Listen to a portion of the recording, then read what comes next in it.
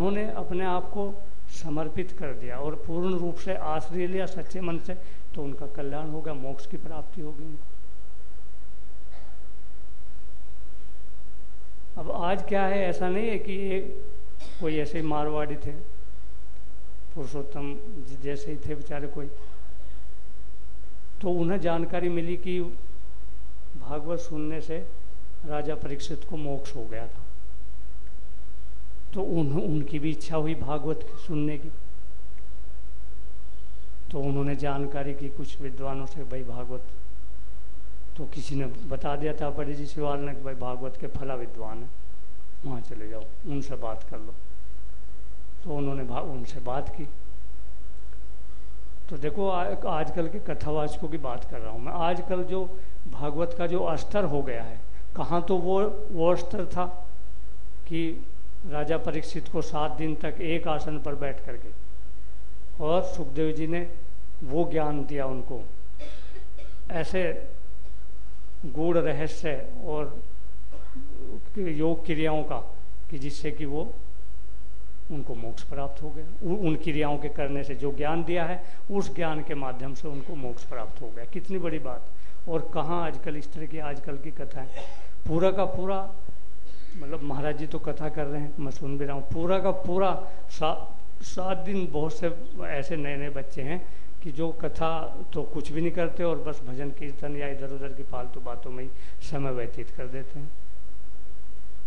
तो भागवत कितना बड़ा महान वो है, आजकल जन जन का कल्याण कर रहा है और कल्याण करने की क्षमता है उसमें, भागवत में। तो वो जो सेठ था बहुत धनी था, तो वो एक कथावाचक को जो बताया उसके पास गया, शाम में कथा करानी चाहता हूँ। तो उसने कहा भाई ठीक है। तो दक्षिणा का हुआ, तो उसने भागवत का जो विद्वान था उसने कहा कि भाई देखो ये कलयुग है और इसमें जो सत्कर्म किया जाता है उसका पुण्य जो है वो 4 गुना कम मिलता है, मतलब यदि करेंगे तो 1/4 मिलेगा। इसलिए आपको यदि पुण्य प्राप्त करना तो 4 बार कथा करानी पड़ेगी आपको। तो 4 बार करने का मतलब उसका ये था कि भाई सेठ जी अमीर हैं और तुम्हें दक्षिणा मिलेगी, तो दक्षिणा मिलेगी, मौज होगी तुम्हारी। तो खैर वो बेचारे सीधे थे सेठ जी, तो उन्होंने कह दिया कि भाई ठीक है, कि डेट निश्चित कर दी और कुछ एडवांस ले लिया और अपना कथा शुरू कर दी। तो 1 सप्ताह तक वो कथा करते रहे। तो कथा करते रहे तो कुछ बेचारों को कुछ हाथ पल्ला पड़ा नहीं, इधर उधर की फालतू बात कीर्तन भजन में करके रोकना। तो 1 कथा हो गई, 1 कथा की दक्षिणा ले ली और सेठ जी से खूब, उनके साथ और भी थे भजन कीर्तन करने वाले, रो करने वाले, खूब खाया पिया, बढ़िया बढ़िया चीज़ें, दही मक्खन और पकौड़े, ये सब खूब 8 दिन तक पूरी मौज और कथा कर दी, दक्षिणा भी ले ली। फिर 2 दिन थोड़ा विश्राम सा करके कि नहीं सेठ जी 2 दिन आप भी विश्राम करो, हम भी, और फिर 2 दिन बाद फिर कथा की। तो इस तरह उन्होंने 4 कथा 1 महीना हो गया और पंडित जी अपना पूरी दक्षिणा लेकर चले गए। लेकिन उनको कुछ महसूस ही नहीं हुआ। उनको भाई पश्चाताप करने लगे, सोचने लगे कि राजा परीक्षित को तो मोक्ष प्राप्त हो गया था और तुम्हें तो कुछ भी नहीं अभी तक हुआ है। तो वो एक कोई संत थे, उनके पास गए या मिल गए। तो उन्होंने कहा कि संत जी एक बात बताओ कि मैं कथा कराई है और हमने जो कथा कराई है वो 4 कथा कराई, क्योंकि उन्होंने बताया था कि कलयुग में जो है पुण्य 4 गुना कम मिलता है, 1/4 मिलता है, कर्म किएगा 1/4 पुण्य मिलता है। इसलिए मैंने 4 कथाएं कराई पुण्य प्राप्त करने के लिए, लेकिन मुझे तो कुछ हुआ ही नहीं। तो उसने देखो कहा कि भाई ये तो बहुत तुम्हारे साथ एक अन्याय हुआ है। कि उन्होंने कहा कि परीक्षित को कैसे हो गया था और मुझे कैसे नहीं हुआ।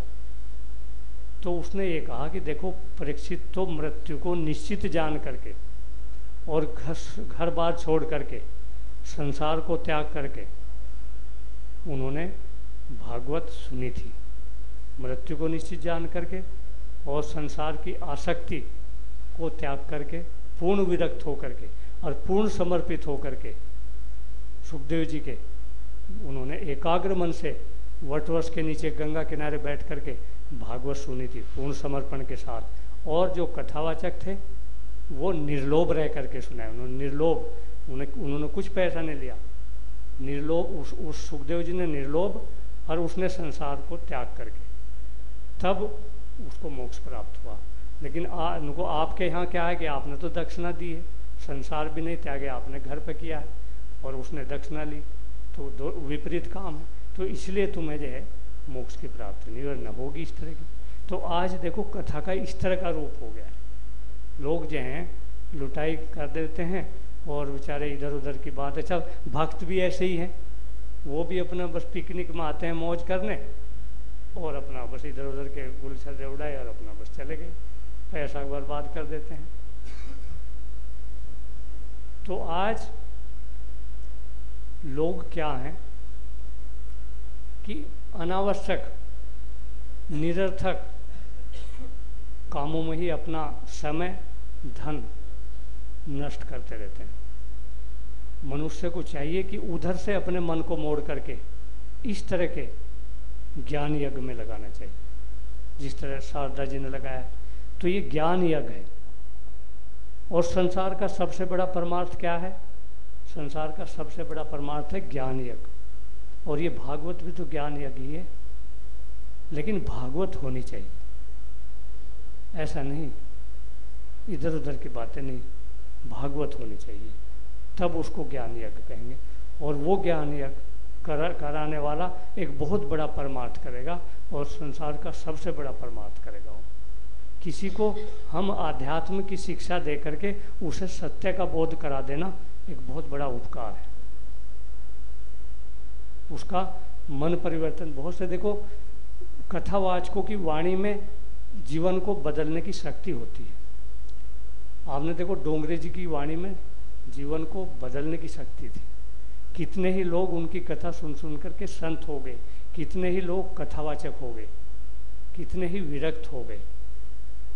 हमने देखा कि ऐसे ही दूसरे एक और बाद में मुरारी बापू भी उन्हीं के पद चिन्हों पर चले हैं।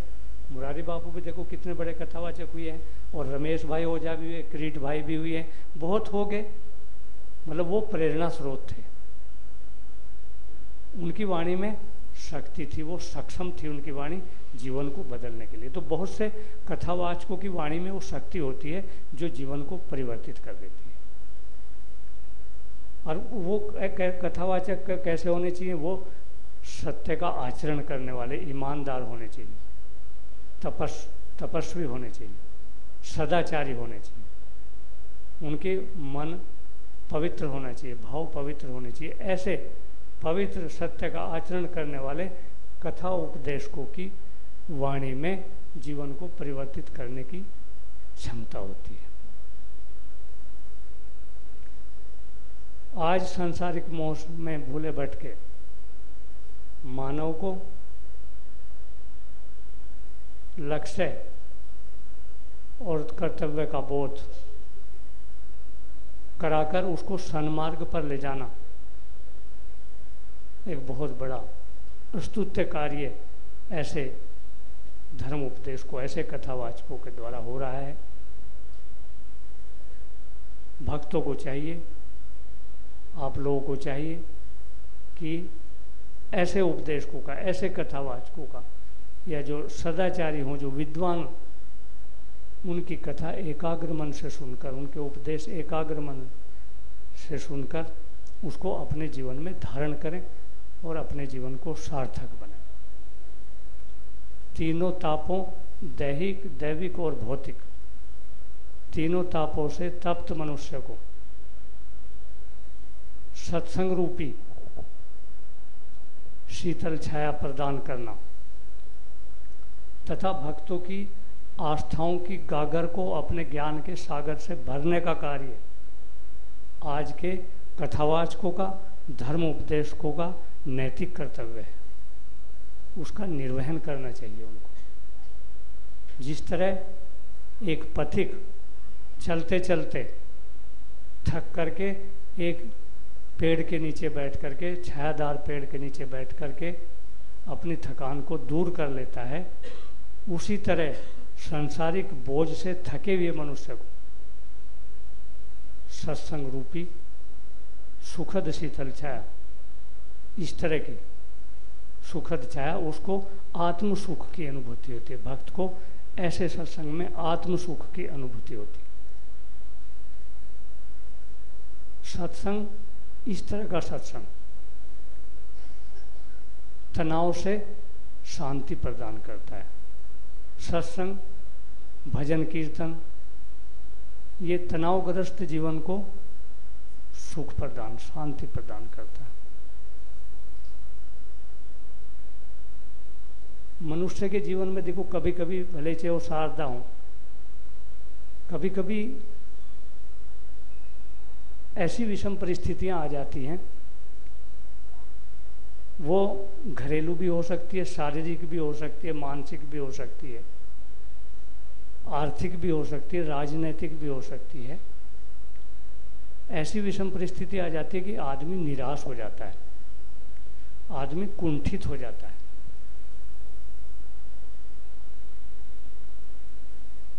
नैराश्य आ जाता है, जिसको नैराश्य कहते हैं ना, न्यूरोटिक डिप्रेशन भी कहते हैं अंग्रेजी में उसको। वो ऐसी परिस्थितियाँ बहुत अमीर अमीर आदमियों को भी हो जाती है।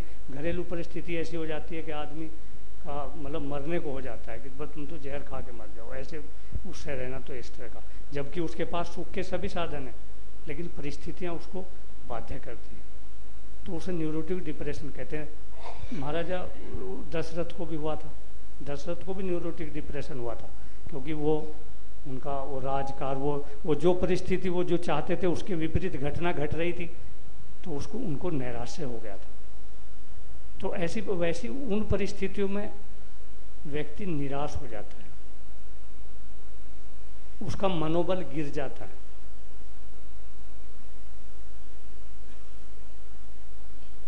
तो उन पर जीवादमी का मनोबल गिर जाता है, निराशा छा जाती है। तो इस तरह के जो सत्संग है, स्वाध्याय है, तो वो रामबाण औषधि का काम करते हैं। और ऐसे में विद्वान पुरुषों के मुख से निकली हुई वाणी, सद्विचार, अभिप्रेरणाएं उस ऐसे आदमी के मन को सहला करके उसमें शक्ति का संचार कर देती है, उस निराशा को दूर कर देता है। तो कितने बड़े परोपकार का कार्य है। तो कितना बड़ा दायित्व है धर्म उपदेशकों का, कथावाचकों का, कितना बड़ा दायित्व है कि एक निराश व्यक्ति जो कि अपनी परेशानियों से कुंठित होकर जहर खाने को, मरने को जा रहा है, और उसने अपनी वाणी के द्वारा, अपने सत्संग के द्वारा उसका जीवन बचा लिया, तो उससे भगवान भी खुश होते हैं। देखो मेरा भक्त जिसको मैंने जीवन दिया है, उसका जीवन दान दे दिया उसने। तो भागवत कथा मोक्ष दायिनी है, जीवन दायिनी है। भागवत कथा अमर कर देती है, भगवत प्रेम उत्पन्न कर देती है, और भगवत प्रेम को मोक्ष से भी बड़ा बताया गया। संतों ने मोक्ष का उपाय बताया कि प्रभु को अपना मानना और अपने को प्रभु का। जैसे मीराबाई ने, मेरे तो गिरधर गोपाल दूसरा ना कोई, पूरा समर्पित भाव से कि मैं तो, जैसे वही मैंने बताया मराठी में आपको, आम्ही आपला विठ्ठलाचे विठ्ठल आमचा है, कि मैं तो अपने विठ्ठल जी का, विठ्ठल जी मेरे हैं। तो पूर्ण समर्पित भाव से यदि आप ऐसे गाओगे तो प्रभु आप के कृपा पात्र बन जाओगे आप। तो भागवत का जो दर्शन पूजन है, श्रवण विधि सच्चे और एकाग्र मन से करता है, उसके सब दुख दूर हो जाते हैं। ये जीवन को सुधार देती है, जीवन में परिवर्तन लाती है। तो यदि आपके जीवन में परिवर्तन ना हुआ तो आपने समझो कि कथा ही नहीं सुनी आपने। यहाँ महाराज जी देखो 4 घंटे उस समय, 3 घंटे उस समय, कितना परिश्रम करना पड़ता है। लगातार बोलने में कितनी ऊर्जा, कितनी शक्ति समाप्त होती है। आप तो बैठे हैं, हालांकि बैठे बैठे भी तो ये भी साधना है, लेकिन वो आपसे बड़ी साधना है। यदि आप उनकी वाणी का सदुपयोग नहीं करोगे तो आपको पाप लगेगा। तो आपका दायित्व है कि विद्वान की वाणी का को हृदयंगम करो, अपने जीवन को सार्थक बनाओ। भागवत निर्भय भी बनाती है। उद्धव जी की बात आपने सुनी, भागवत में आता ही है कि जब भगवान कृष्ण अपने सौधाम गमन कर रहे थे तो उस समय उद्धव जी ने पूछा था कि प्रभु आपके जाने से तो इस पृथ्वी पर अधर्म बढ़ जाएंगे, चारों तरफ हाहाकार हो जाएगी, तो धर्म का क्या होगा, धर्म किसकी शरण में जाए। तो आपको पता है कि भगवान कृष्ण ने क्या कहा था। उन्होंने कहा था कि उद्धव कोई चिंता नहीं, जिसके घर में भागवत होगी उसके घर में कलयुग भी प्रवेश नहीं करेगा।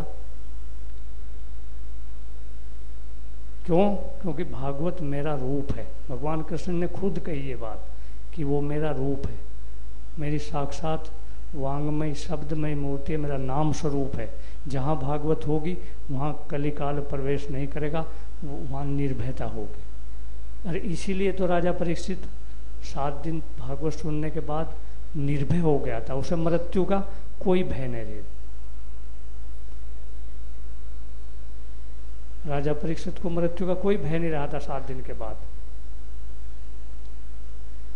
उसने कहा था कि चाहे कितने तक सका जाओ, मुझे मृत्यु का भय ही नहीं। तो भागवत सुनने मात्र से सद्गति मिलती है, और भागवत सत्कर्म से मिलती है, और सत्कर्म ही मनुष्य को जीवन और मृत्यु के त्रास से छुड़ाता है, और सत्कर्म ही मनुष्य का उद्धार करता है। और भागवत के सिद्धांतों को बार बार स्मरण करके और निरंतर भक्ति उनको अपने जीवन में उतारता है और निरंतर भक्ति करता है जो व्यक्ति, वो इस संसार सागर से सहज ही तर जाता है। तो भागवत का कितना बड़ा महत्व है ये आप समझ लो। अपने घर में भागवत रखो, थोड़ा समय निकाल करके उसका स्वाध्याय करो। देखो मनुष्य के जीवन में आज कितना तनाव है, कितनी व्याकुलता है, कितनी अशांति है, कितनी बेचैनी है। आप लोग बैठे हैं इतने, आपके जीवन में कहीं ना कहीं कुछ न कुछ जरूर इस तरह की बातें हैं। चाहे व्यक्ति कितना ही धनवान हो, सुख के कितने उसके पास साधन हो, परंतु वो जरूर किसी न किसी चीज़ से, भले चाहे शारीरिक रोग हो और हो, दुख का कारण है। तो ये दुख सार्वजनिक, सार्वभौमिक और सार्वकालिक होता है, सभी जगह। ये नहीं कि भाई अमेरिका में नहीं है या भारत में ही है, भारत में भी है, अमेरिका में, संसार के चप्पे चप्पे पर है। ये एक मन का रोग है। यदि हम इस मन के रोग को जान जाए तो इसको दूर भी कर सकते हैं। और यदि हमारा मन का रोग क्या है, रोग का कारण क्या है, मन के विकार है। यदि हमारा मन इन विकारों से दूर हो जाए, छूट जाए, निर्मल हो जाए, तो हमारे सब दुख और तनाव दूर हो सकते हैं। तो भौतिक, आज का जो भौतिक जगत है उसमें सुख दुख, शांति अशांति का कारण मन है। जिस तरह कपड़ा मैला हो जाता है तो कपड़ा मैला होने पर हम उसको त्यागते नहीं हैं। कपड़ा पसीने में मैला हो गया, काला हो गया, तो हम त्यागते नहीं उसको, बल्कि क्या करते हैं उसको धोते हैं, धो करके कलफ भी देते हैं, तीनों पाल देते हैं सफ़ेद वाले पे, उसको प्रेस करते हैं, क्रीज करते हैं, क्रीज करके उसको पहनते हैं। फिर मैला होता है तो बार बार जब तक कपड़ा फटता नहीं तब तक उसको मैले कपड़े को धो धो करके पहनते रहते हैं। तो हम उसको त्यागते तो नहीं, ऐसा नहीं कि हमने उतार कर फेंक दिया, मैला हो गया। इसी तरह हमारा मन भी मैला है, तो हम मैले मन को त्यागते नहीं, उसको भी हमें धुलने का उपाय करना चाहिए। जिस तरह हम अपने शरीर को शुद्ध करने के लिए स्नान करते हैं, साबुन लगाते हैं, सुगंध तेल लगाते हैं, उसी तरह हमारा मन भी काम क्रोध लोभ मोह जैसे विकारों से, विषय वासनाओं से मैला रहता है, मलिन रहता है। तो उसको भी शुद्ध करने के उपाय है, आवश्यकता है। तो सांसारिक स्नान से उसका शुद्धि संभव नहीं है साधारण स्नान से। उसके मन की शुद्धि के लिए हमें सत्संग की आवश्यकता है, भगवान नाम के संकीर्तन की आवश्यकता है, और सबसे बड़ा साधन उसका भागवत, भागवत कथा सत्संग के द्वारा हम मन को पवित्र कर सकते हैं। हमारे पास सबसे सर्वोत्तम साधन है हमारे पास। तो सत्संग स्वाध्याय से, संकीर्तन से जब मन पवित्र और निर्मल हो जाता है तो आत्म सुख की अनुभूति होती है, और निर्मल मन वाला मनुष्य ही प्रभु का कृपा पात्र होता है। निर्मल मन जन सो मोहि पावा, भगवान राम ने कहा। तो मन को पवित्र रखने की बहुत आवश्यकता है। पवित्र मन में ही प्रभु के दर्शन की इच्छा जागृत होती है, स्वाध्याय की इच्छा जागृत होती है, और शुक्रता लाने की इच्छा जागृत होती है। जिसका मन पवित्र नहीं होगा तो वो तो उधर ही रहेगा। तो मन को पवित्र करने के लिए भागवत का आश्रय लेना पड़ेगा, भागवत कथा सत्संग विद्वानों के द्वारा करना पड़ेगा। और यदि वो संभव न हो, शुक्रता लाना हो या कोई कथावाचक न मिले, तो घर ही आप स्वाध्याय कर सकते हैं। हमारे पास बहुत ग्रंथ हैं, गीता है, रामायण है, और भागवत है, वेद है, उपनिषद है। तो ये हमारे पास हमारे महापुरुषों ने मनुष्य के कल्याण के लिए हमें इतनी बड़ी चीज़ें दी हैं, तो हम घर बैठे भी कर सकते हैं। हमारे पास पैसा नहीं है शुक्रता लाने के लिए, या हमारे पास पैसा नहीं है कथा कराने के लिए, तो हम अपने घर बैठे स्वाध्याय कर सकते हैं और अपने मन को पवित्र करके और अपना लोक कल्याण कर सकते हैं। उसी के साथ साथ हमको अपने मन को पवित्र रखने के लिए शुद्ध सात्विक आहार करने की भी आवश्यकता है। हम जो खाते हैं वो शुद्ध कमाई का होना चाहिए, नहीं तो हमारा मन वही मलिन कर देगा। यदि हमने पाप कर्म से कमाया है तो वो हमें पतन की तरफ ले जाएगा और हमारी बुद्धि मलिन हो जाएगी। आपने उदाहरण सुना भी होगा, जैसा खाए अन्न वैसा होए मन। और वो भी आपको पता है उसका दुर्योधन पापी का अन्न खा करके उसकी बुद्धि भीष्म पितामह की और गुरु द्रोणाचार्य दोनों कितने बड़े विद्वान थे उस समय के, वो कितने बड़े योद्धा थे, और गुरु द्रोणाचार्य जी कितने बड़े थे, लेकिन उन्होंने पापी दुर्योधन का अन्न खाया तो उनकी बुद्धि में विवेक नहीं रहा कि हम क्या करें क्या ना करें। कहाँ नहीं रहा विवेक कि द्रौपदी का चीरहरण हो रहा था। वो लोग देखो समर्थ थे, दोनों इतने बड़े महापुरुष थे, तो वो द्रौपदी कितना विलाप कर रही थी कि मुझे बचाओ बचाओ। तो दोनों गुरु द्रोणाचार्य, कृपाचार्य, भीष्म पितामह और उसके पांचों पति, और ये वहाँ का नरेश, इसका हस्तिनापुर का नरेश, वो क्या धृतराष्ट्र, ये सब देखो कितने बड़े बड़े दिग्गज। एक अबला का ऐसा अपमान। तो वो क्या था, वो अन्न का ही प्रभाव था कि उनकी बुद्धि में ये विवेक नहीं रहा कि अच्छे बुरे में हमें क्या करना चाहिए। तो इसलिए शुद्ध सात्विक आहार बहुत आवश्यक है।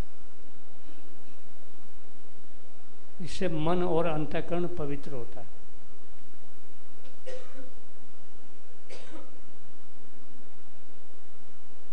इस पहले हमारे जैसे पिपलाद हुए हैं, कणाद हुए हैं, दुर्वासा हुए हैं, कुछ संत ऐसे हुए हैं जिन्होंने इस चीज़ को समझा। उन्होंने कभी दान का नहीं खाया, उन्होंने भिक्षा पवित्र अन्न, जैसे कणाद ने तो वो अन्न चुग चुग करके वो खाया है जो खेतों में गिर जाता है फसल काटने के समय, उसको उठा उठा करके वो करा। तो उसका कितनी पवित्र बुद्धि, निर्मल बुद्धि थी उनकी, और कितना अच्छा उनका ज्ञान, और उन्होंने राज किए हैं ऐसे। तो अन्न की पवित्रता का बहुत महत्व है। छिलोच्य वर्त्या परितुष्ट चित्तो, भागवत में कहा है। शिला चुग चुग करके जो वो, उससे चित्त पवित्र हो जाता है। तो हम धन उपार्जन में जितनी ईमानदारी, जितनी सच्चाई, ईमानदारी और नैतिक मूल्यों का पालन करेंगे, उतनी मात्रा में हमें उस धन से सुख की प्राप्ति होगी। इसलिए हमेशा ध्यान रखो, आप बहुत से व्यापारी भी हैं, कि धन अर्जन में किसी को कोई कष्ट ना हो, कोई पाप कर्म ना हो, नहीं तो आपके बच्चे जो हैं दुखी रहेंगे। धन शुद्ध कमाई का होना चाहिए, पवित्र कमाई का होना चाहिए। और झूठ बोलने से देखो पाप तो होता ही है, और पाप से जो पाप कर्म करेंगे उससे वो पतन की तरफ ले जाएगा। हम जो धन अर्जन पाप से करेंगे तो वो पतन की तरफ ले जाएगा, और हमारे जो किए हुए पुण्य हैं वो भी क्षीण हो जाएंगे, और हमारी वाणी में जो है वो शक्ति नहीं रहेगी। जब हम भगवान का भजन करेंगे, भजन करने से जो हम अपनी वाणी से भगवान का भजन करेंगे तो उसका हमें वो लाभ प्राप्त नहीं होगा यदि हमने वो अन्न खाया है। ये देखो कितनी बड़ी महिमा अन्न की। तो मैंने आपको 3 चीज इतनी महत्वपूर्ण बताई, आप इन्हें गांठ बांध लो। आप सब लोगों, कोई न कोई, हर आदमी धन कमाता है। धन का एक इतना बड़ा वो मतलब एक इतना महत्व ये चीज़ है कि हर एक आदमी को प्रभावित करने वाली चीज़ है।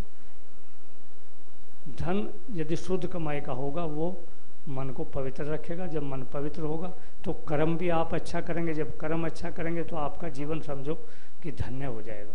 भगवान भी आपके निकट हो जाएंगे, भगवान की आपके ऊपर कृपा हो जाएगी, आपके बच्चे भी सुखी रहेंगे।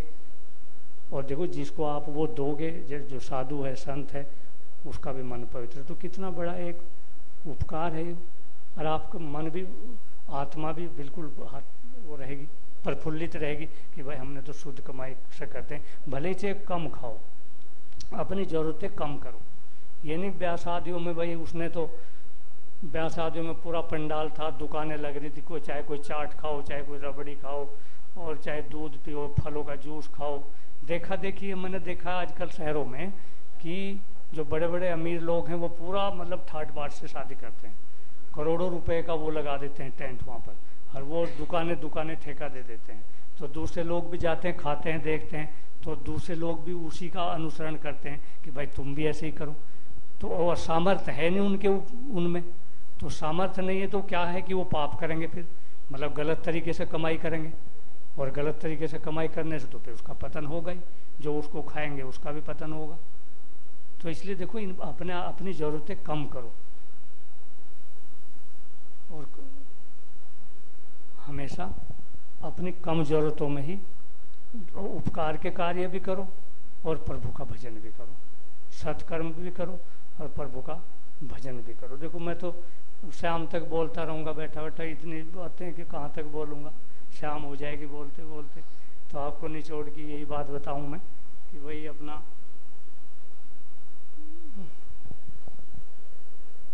जो कथावाचक जी कथा कर रहे हैं, जो अच्छी अच्छी बातें बताते हैं आपको, उनको आप अपने जीवन में ग्रहण करो और अपने जीवन को सार्थक बनाओ। ये जीवन जो है बहुत ही दुर्लभ है, जन्म जन्मांतरों के पुण्य कर्मों के फल से मिला, ये साधारण बात नहीं है। तो इसका हमें सदुपयोग करना चाहिए। देखो भगवान ने हमें ये शरीर दिया है, मतलब तन दिया है, मन दिया है, धन दिया है, वाणी दी है, समय दिया है, ज्ञानेंद्रिया कर्मेंद्रिया दिए, ये सब दुर्लभ चीजें हैं, है ना दुर्लभ शारदा जी? तो कितनी दुर्लभ है। हमें बुद्धि दी है, विवेक दिया है, तो हमें इनका दुर्लभ चीज़ों का सदुपयोग करना चाहिए। तो सदुपयोग किस चीज़ में करें हम? सदुपयोग हमें करना चाहिए परमार्थ में और प्रभु भक्ति में। परमार्थ करें, पैसा कमाएं भाई दूसरों को दे, परमार्थ करें, अपना तो खर्चा चलाएं लेकिन दूसरों का भी करें, उसमें उपकार करें, और साथ ही प्रभु भक्ति उसमें लगाएं। तो ग्रंथ पंथ और संत जगत के बात बताते 3, राम हृदय मन में दया तन सेवा मिले। एक ही बस मंत्र है, राम हृदय मन में दया तन सेवा। ज़्यादा नहीं कहूँगा, बहुत समय हो गया, अब कथावाचक भी बैठे हैं और आपको आज वो भी है, उत्सव भी है, जन्म भगवान कृष्ण जन्म है, तो आप जो है मनाओ, बहुत अच्छा। मैं आपको बहुत बहुत बधाई देता हूँ। और ये आश्रम आप ही का है। देखो यहाँ पर महाराष्ट्र की महाराज जी 25% कथाएं हम महाराष्ट्र वालों की होती हैं, 25%, मतलब पूरे देश पूरे प्रांतों की 75 और 25 है। और उसी अनुपात में सुखदेव जी की कृपा महाराष्ट्र वालों के ऊपर है। और महाराष्ट्र के लोग भी यहाँ सुखदेव जी के चरणों में सेवा करते हैं। अभी राधे राधे जी ने एक भागवत भवन बनाया है और एक हमारा और महाराष्ट्र भवन बना हुआ है। और शारदा जी भी तापड़े जी बता रहे थे कुछ यहाँ अपने स्मृति, इस कथा के उपलक्ष्य में अपने स्मृति छोड़ कर जाएंगे। वो भी कटवाई है, रसीदान क्षेत्र के मेंबर भी बने हैं, कमरे भी बनाएंगे। शारदा जी अपने यहाँ वो छोड़ेंगे। एक भाई एक कथा हुई थी शारदा की, उसके 2 कमरे बन गए यहाँ। तो इस तरह का भी मन बन रहा है। तो एक बहुत बड़ा, ये तो उपकार है, यही तो उपकार है भाई, तीर्थ पर आकर के दान करना। और ये बहुत बड़ी बात है, ये कोई कर सकता है इस तरह का। आप भाग्यशाली हैं। तो मैं आपकी सेवाओं के लिए और यहाँ पर आप आए हैं अपने ट्रस्ट की तरफ से, मैं अपनी तरफ से सबका पुनः आदर सम्मान करते हुए और आप सभी के उज्जवल भविष्य की मंगल कामना करते हुए, सर्वे भवन्तु सुखिनः, सर्वे सन्तु निरामया, सर्वे भद्राणि पश्यन्तु मा कश्चित् दुर्भाग् भवेत्। ओम शांति शांति शांति।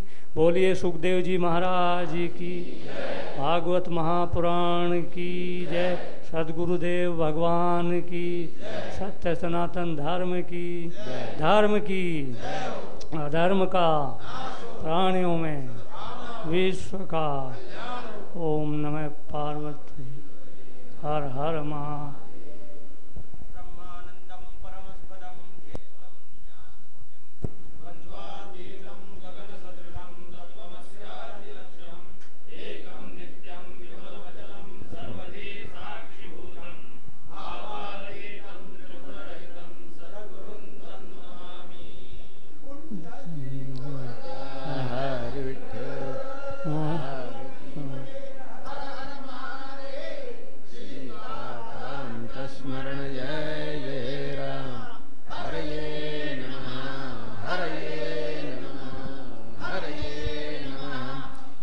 शुकाचार्य महाराज की जय, श्री वृंदावन चंद्र की जय। जय जय भगवत्तम प्रभो नारायण वासुदेव श्री हरे।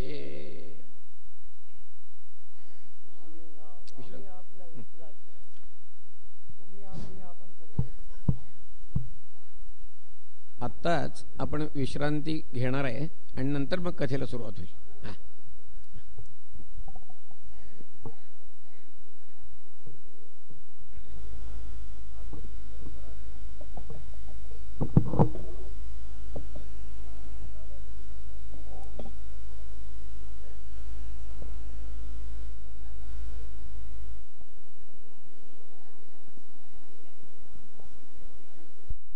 कृष्ण कृष्ण कृष्ण हरे हरे,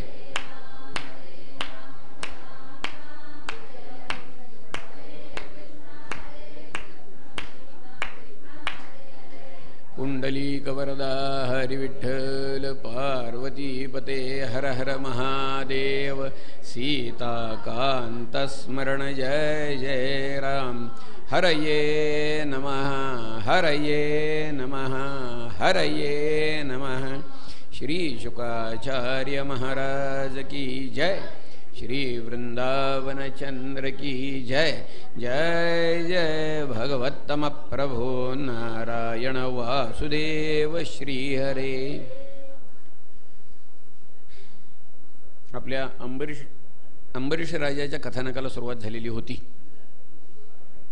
हा राजा महान भगवत भक्त, त्याचं साधन द्वादशीचं व्रत आहे आणि त्याच्या उद्यापनाच्या दिवशी दुर्वास मुनी त्याच्याकडे आलेले आहेत। मोठा आनंद झाला, तपस्वी ब्राह्मण उद्यापनाला आज आपल्याला मिळाला म्हणून त्यानं विनंती केली की मुनिवर्य, आज माझ्या व्रताची पारण आहे, उद्यापन करायचं आहे, तेव्हा आपण माझ्याबरोबर भोजनाला यावं।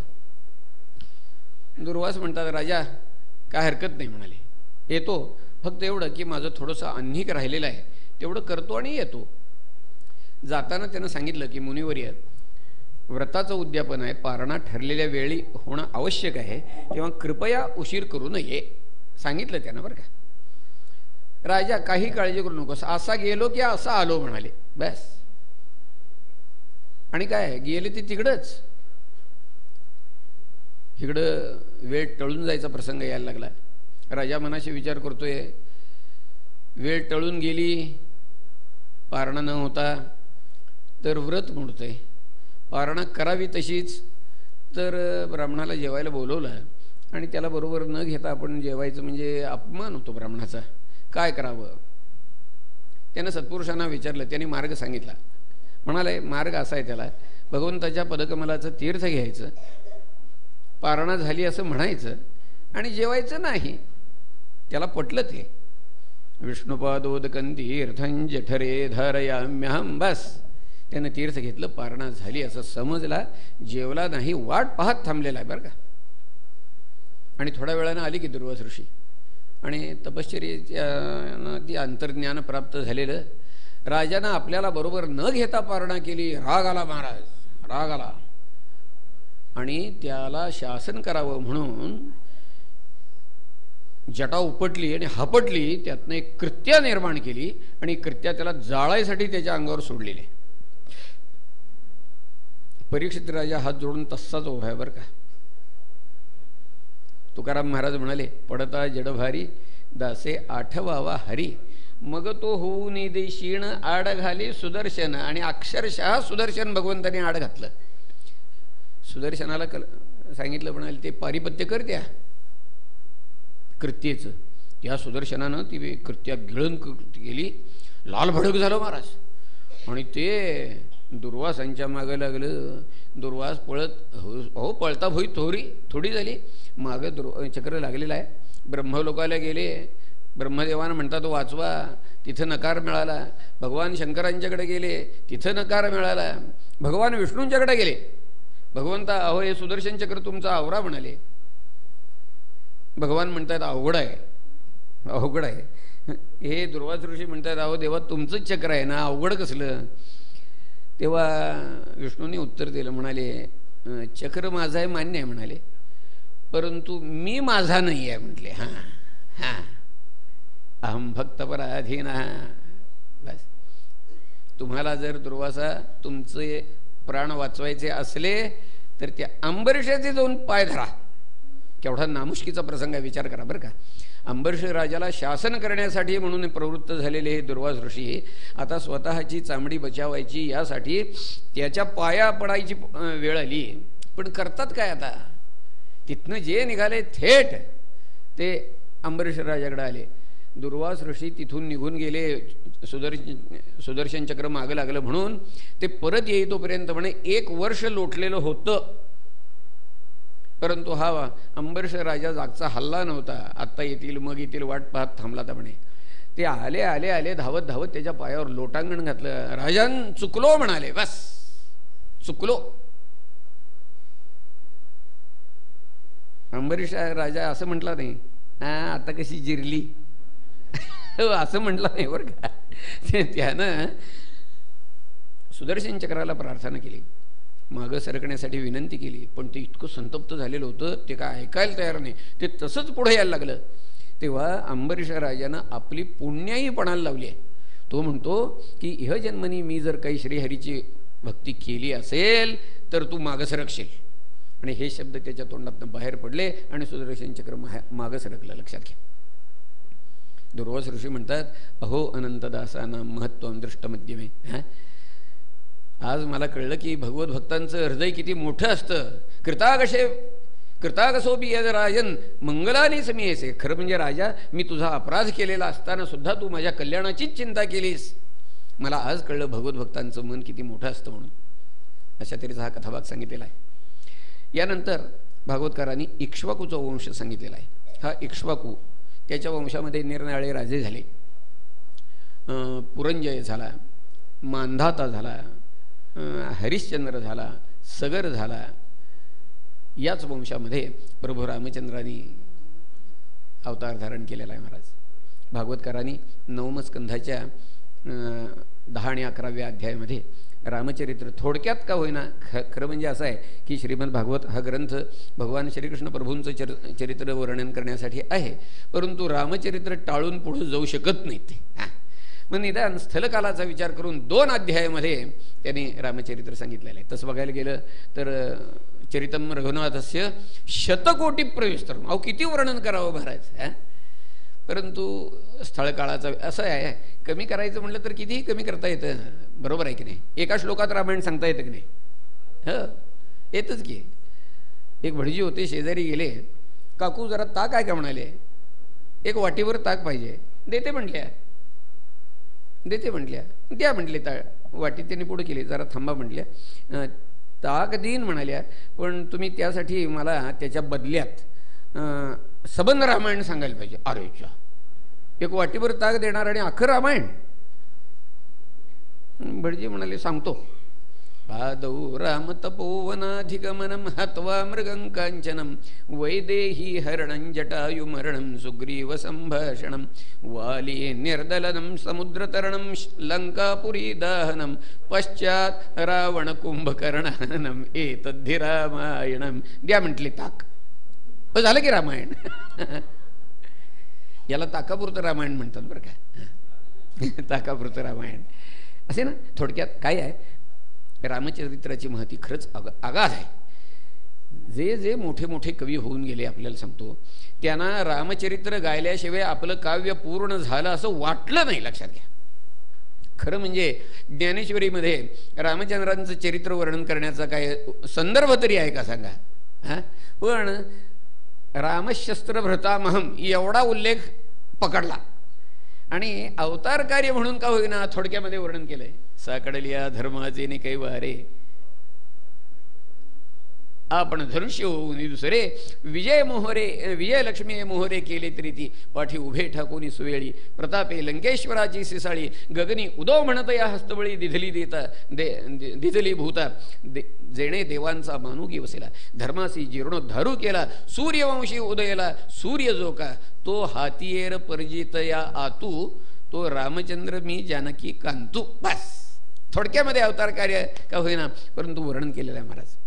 समर्थ तर काय रामचंद्रांचं अवतार कार्य वर्णन करताना तल्लीन होऊन गेलेत महाराज. बस अजिंक्य रजनीचरम वाजले देव काराग्रही घातले म्हणून वैकुंठाहूनी पातले देव सोडवावया देव मात्र जाजावला म्हणून काही पक्षी पावला भुवन कंटक निर्दाळीला दशमुख शत्रू. अरे जी त्रैलोक्य जिंकले त्यास मर्कटा हाती मारविले भुवनत्रया आनंदविले दाशरथीने देवांचे बंध सोडविले देव स्वस्थानी स्थापिले प्राणी मात्र आनंदविले रामराजे. समर्थ तल्लीन होऊन गेलेत महाराज रामचंद्रांचं अवतार कार्य वर्णन करताना. आपण हे रामचरित्र या ठिकाणी पाहणार आहोत.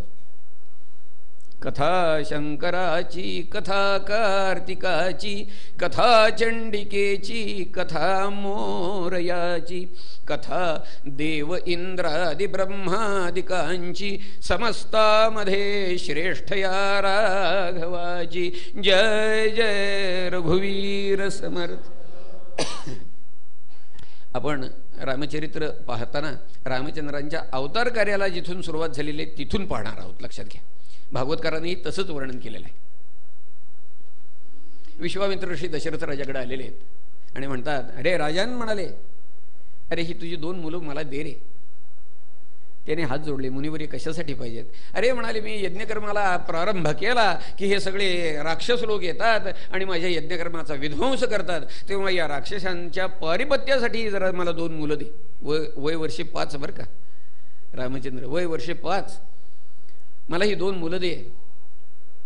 दशरथ राजा पेचात पडलेत, काय करावं मनाशी विचारायला. हो 5 वर्षाची मुलं एवढे प्रचंड राक्षस त्यांचं पारिपत्य काय करणार दशरथानं ठाऊक नाही आहे. त्यांनी हात जोडले विश्वामित्रांना आणि काय म्हणतात ठाऊक आहे का.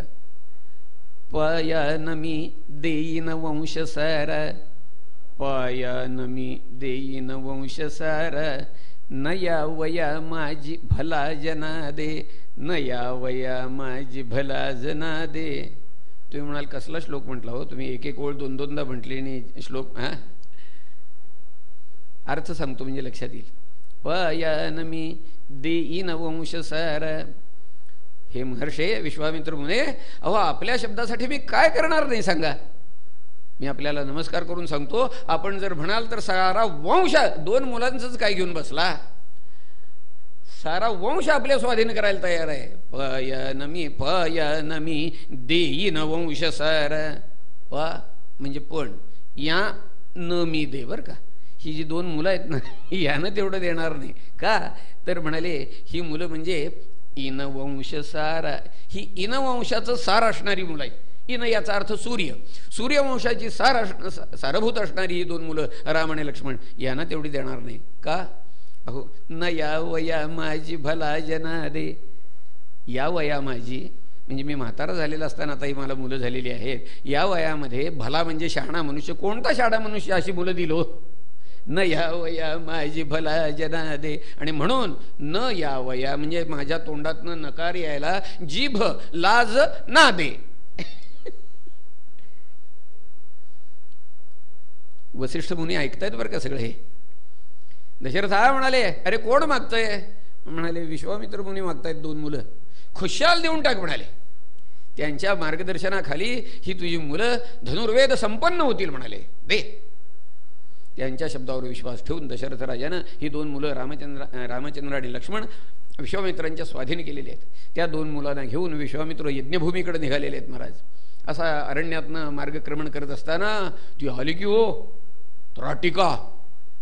त्राटिका आली. जशी अंगावर आली तसं रामचंद्रांचा हात सहजपणानं मागच्या भात्याकडे गेला बरं का. बाणाला हात लावला परंतु तवर लक्षात आलं अरे बाईच्या अंगावर आपण कसा हात टाकायचा. म्हणून हात काढला बाजूला खाली घेतला. विश्वामित्र मागायत म्हणतात रामचंद्रा अरे थांबू नकोस ठोक म्हणाले. रामचंद्राने भात्यातनं बाण काढला धनुष्याला लावला ओढवला महाराज. त्राटिका ती गतप्राण झालेली आहे. 2 मुलांना घेऊन रामचंद्र यज्ञभूमीवर आलेले आहेत बरं का. विश्वामित्र यज्ञभूमीवर आलेले आहेत.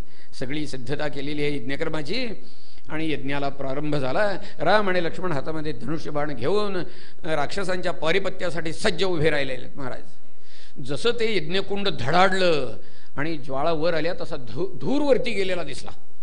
वरती धूर गेला म्हटल्यावर या राक्षसाने ओळखलं काय यज्ञकर्म सुरू झालंय म्हणून. आणि ते आले की वरनं.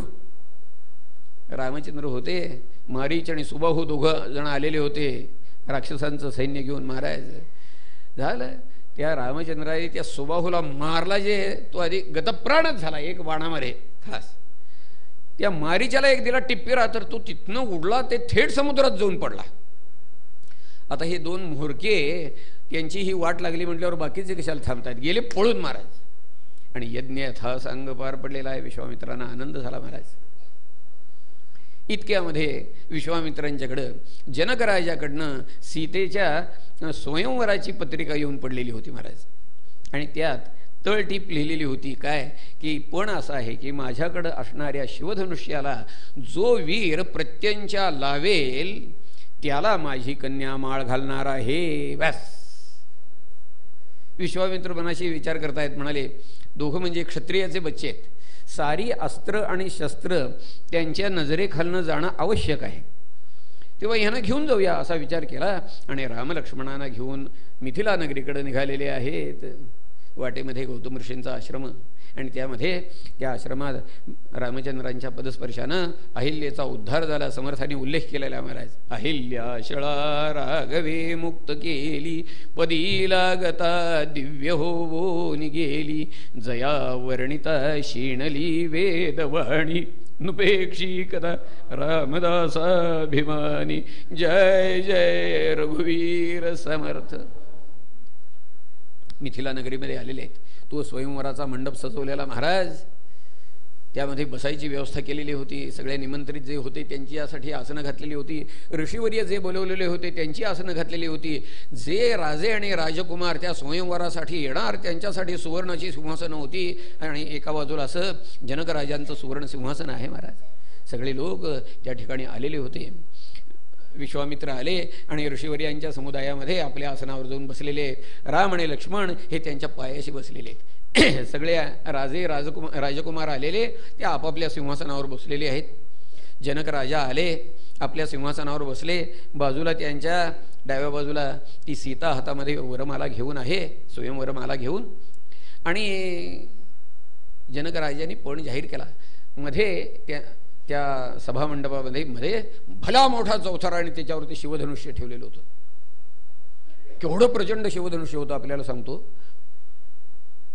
त्याने जाहीर असं केलं, म्हणाले ह्या शिवधनुष्याला जो प्रत्यंचा लावेल त्याला माझी कन्या माळ घालणार आहे. ते शिवधनुष्य इतकं प्रचंड होतं म्हणे शंकरांच्या 300 गणांना ते जागचं हालत नसे, एवढं प्रचंड होतं. परंतु ही सीता लहानपणी म्हणे ते शिवधनुष्य लहान पोरं पायामध्ये ते चिपाड घालून घोडाघोडा करतात का नाही, तसं हे शिवधनुष्य 2 पायात घेऊन घोडाघोडा करायचे. म्हणून कुणी सांगितलं तर जनकाला, अरे हिला जो वीर पती म्हणून निवडशील ना तो असा असू दे की जो ह्या शिवधनुष्याला प्रत्यंचा लावेल. आणि म्हणून त्याने हा पण जाहीर केलेला होता. मी आपल्याला सांगतो, ते प्रचंड शिवधनुष्य बघितलं आणि स्वयंवरासाठी आलेले राजे राजकुमार जे होते जागच्या जागी थेजले. प्रत्यंचा लावण्यासाठी उठावं धाडस होईना कुणाचं. महाराज जनक राजांनी पण तर जाहीर केलेला आहे. 10 मिनिटं झाली, 15 मिनिटं झाली, 20 मिनिटं झाली, कोण जागचं उठायला तयार नाही. महाराज जनक राजा अस्वस्थ झालेत आणि उठून म्हणतात, काय ठाऊक आहे का, अरे म्हणाली ही पृथ्वी काय आज इतकी निर्वीर्य झाली, ह्या शिवधनुष्याला प्रत्यंचा लावणारा असा एकही वीर नाही. कुणी उठायला तयार नाही. मी आपल्याला सांगतो, तो रावण आला होता. रावण जनक राजाने असं म्हटल्यावर तो उठला की हो, उठला आणि निघाला की त्या शिवधनुष्याकडं. एवढं ते धूड बघितलं त्या सीतेनं, छाती दडबली तिची, डोळे मिटतेय, जगदंबेची प्रार्थना करते, जगदंबे कृपा कर आणि ह्याला हे शिवधनुष्य हलणार सुद्धा नाही एवढं कर म्हणाली. हा रावण आला, त्याला आपल्या सामर्थ्याचा तसा अहंकारही होता आणि अहंकार असण्याजोगं सामर्थ्यही होतो. तसंच आहे. हा अक्षरशः कैलास पर्वत गदा गदा गदा गदा गदा त्यानं हलवला होता. एवढा प्रचंड सामर्थ्याचा हा रावण आला. त्याला असं वाटलं की हे शिवधनुष्य या आपण लीलया त्याला प्रत्यंचा चढवू म्हणून त्यानं एक हात असा घातला आणि ते उचलायचा प्रयत्न केला. हल्लं नाही महाराज जागचं. एका हातानं हल्लं नाही म्हटल्यावर दुसरा हात लावला, पुन्हा उचलायला गेला, हल्लं नाही. तिसरा हात लावला, हल्लं नाही. चौथा हात लावला, हल्लं नाही. तुम्ही म्हणणार आता असे 20 हात तुम्ही सांगणार का ओळीनं? हो, त्याला 20 हात होते ना. आणि घडलं तसंच सांगतो. शेवटी त्याला 20च्या 20 हात लावून ते उभं करावं लागलं. त्यानं ते कसं बसं उभं केलं. त्याला वाटलं की टाळ्या पडतील बरं का. काय टाळ्या पडायचं कारण नव्हतं. का उभं करणं असा काय पण नव्हता. त्याला प्रत्यंचा लावायची होती. कुणी आपल्याला टाळ्या वाजवल्या नाहीत म्हटल्यावर त्यानं केलं काय, तर आपल्याला शाबासकी घ्यायचं त्यानं ठरवलं. आणि केलं काय, 19 हाताने ते शिवधनुष्य असं धरलं बरं का, 19 हाताने. आणि एक हात फक्त रिकामा केला आणि तो हात असा मागं घेऊन आपल्याला शाबासकी घेतोय. शाबास रावणा शाब. अहो काय एवढ्यात बॅलन्स केला की हो. होय. आणि हा रावण उत्ताना आणि त्याच्या छाताडावरती शिवधनुष्य पडलं. महाराज छाती दडपून गेली. महाराज श्वास घ्यायला ना, बरगड्या बिरगड्या म्हणजे प्लॅस्टर घातल्यावर कसं होत असेल बघा, वरनं दडपलं, हालायला येईना, श्वास घ्यायला येईना, अस्वस्थ झालेला आहे. बरं दुसरं रावणाची ही तरा तर दुसरं येऊन उचलणार कोण होते शिवधनुष्य, कोणाचं धाडस होईना. आणि हा रावण तर ओरडायला लागलाय, अरे कोणीतरी काढा चाप मरतो, कुणीतरी काढा चाप. चाप म्हणजे हे धनुष्य. कुणीतरी काढा चाप मरतो, कुणीतरी काढा चाप. आशा वधूची नाही रे जनका. मलाच कशाला मरायला इथं. आशा वधूची नाही रे जनका, सीता बहीण तू बाप मरतो, कुणीतरी काढा चाप. कुणाचं उठायचं धाडस होईना. विश्वामित्रांच्या पायाशी प्रभू रामचंद्र बसलेले आहेत, बाहुस्फोरण पावायला लागलेत. महाराज एकदा विश्वामित्रांच्या चेहऱ्याकडे रामचंद्र बघतायत, एकदा त्या रावणाकडे बघतायत, एकदा विश्वामित्रांच्या चेहऱ्याकडे बघतायत. होय, गुरुजींनी आज्ञा दिल्याशिवाय जागा सोडायची नाही. महाराज लक्षात घ्या. हां, अस्वस्थ झालेले आहेत. त्यांची ही अस्वस्थता विश्वामित्रांनी ओळखली आणि नजरेनंच खूण केली. उठ म्हणाले, रामचंद्रा उठ. रामचंद्र उठले विश्वामित्रांच्या पायाला हात लावून नमस्कार केला महाराज. ऋषी समुदायातनं बाहेर आलेले आहेत आणि शिवधनुष्याकडे निघाले. सगळे राजे राजकुमार जे आलेले होते ना, त्यांच्या समोर थिरोधात्तपणानं पावलं टाकत सगळ्या विश्वाला तणवत लेखणारा दृष्टिक्षेप आहे महाराज. लक्षात घ्या, कोल्ह्यांच्या समुदायातनं ज्याप्रमाणे वनराज सिंह निर्भयपणानं शांतपणानं धीम्या गतीनं जातो, तसे रामचंद्र निघालेत महाराज. आले जसे रामचंद्र पुढे शिवधनुष्याकडे जात आहेत हे बघितलं सीतेनं, त्यावेळेला तिनं पुन्हा डोळे मिटले आणि जगदंबेची प्रार्थना केली. पण तिची आता प्रार्थना बदलली आहे बरं का.